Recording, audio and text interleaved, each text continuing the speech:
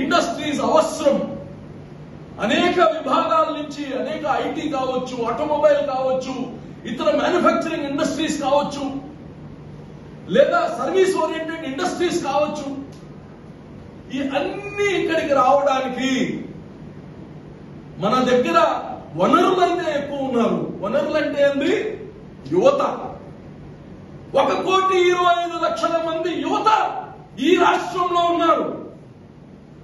వాళ్ళకి ఎక్కడ పోవాలి, ఏం ఉద్యోగాలు చేయాలి, ఎలా ఉద్యోగాలు వస్తాయి, ఊరు వదిలి వెళ్ళాలా, దేశం వదిలి వెళ్ళాలా?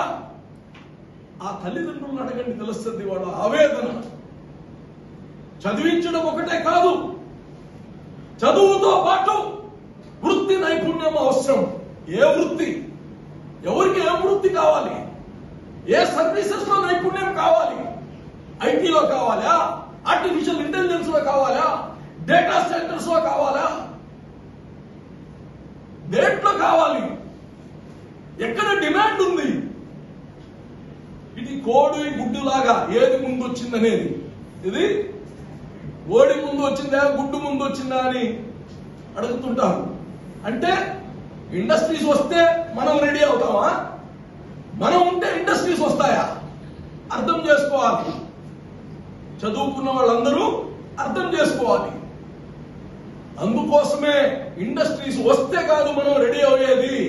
మన దగ్గర ఆల్రెడీ మీ ఇండస్ట్రీకి కావాల్సిన నైపుణ్యం మా బిడ్డల దగ్గర ఉంది. ఇన్ని వేల మంది ఉన్నారు, ఇన్ని లక్షల మంది నైపుణ్యం కలిగిన యువత ఆంధ్ర రాష్ట్రంలో ఉన్నారంటే ఇండస్ట్రీస్ పరిగెత్తుకుంటూ వస్తాయి ఈ రాష్ట్రానికి. అది సెన్సస్. ఆ ఆలోచన ఎవరికి వస్తుందంటే ఈ రాష్ట్రాన్ని తన కుటుంబం, ఆ యువతని తన బిడ్డలుగా ఊహించే ఒక్క ముఖ్యమంత్రికి మాత్రమే వస్తాయి. ఓటర్లుగా చూసే వాళ్ళకి, బటన్లు నొక్కే వాళ్ళకి రాదు ఈ ఆలోచన. ఇది చంద్రబాబు నాయుడు గారు మొట్టమొదటి అడుగు పెట్టంగానే ఈ రాష్ట్రంలో పాజిటివ్ వైబ్స్ వచ్చాయి, మనోధైర్యం వచ్చింది. యువతలో కావచ్చు, రైతుల్లో కావచ్చు, సామాన్య ప్రజల్లో కావచ్చు. అది ఇవ్వాల్సింది హోప్. హోప్. మొన్నటి దాకా నోరు తెరిస్తే ఎవరు ఎక్కడ కొడతారు, ఎవరిపైన కంప్లైంట్ చేయాలంటే ఎవరు చంపేస్తారు. ఈరోజు ఒక స్వేచ్ఛ వచ్చింది ఆంధ్ర రాష్ట్రానికి. రైతులు తమ పంట అమ్ముకోలేని రోజులు ఎన్నో ఉన్నాయి. మొన్న మీకు ఈ ధరలు వచ్చాయే, జగన్మోహన్ రెడ్డి తెలివితేటలు అనుకుంటారేమో. ఆ పక్క దేశాల్లో జరిగే యుద్ధాల వల్ల షార్టేజ్ అయ్యి రేట్లు పెరిగాయి. రైతులకి రాష్ట్రం, ప్రభుత్వం కాదు కాపాడింది. డిమాండ్ పెరిగి సప్లై షార్టేజ్ అయిపోయి ఆ రేట్లు పెరిగాయి.